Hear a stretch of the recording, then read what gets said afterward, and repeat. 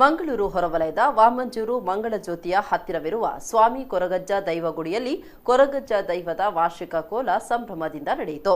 ಸ್ವಾಮಿ ಕೊರಗಜ್ಜ ಸೇವಾ ಟ್ರಸ್ಟ್ ಸಮಿತಿಯ ಅಧ್ಯಕ್ಷರು ಹಾಗೂ ಸರ್ವ ಸದಸ್ಯರು ಆಯೋಜಿಸಿದ ಈ ಕೋಲ ಸೇವೆಯಲ್ಲಿ ನೂರಾರು ಭಕ್ತರು ಸೇರಿದ್ದು ಕೊರಗಜ್ಜನ ಅಭಯ ಪಡೆದುಕೊಂಡರು.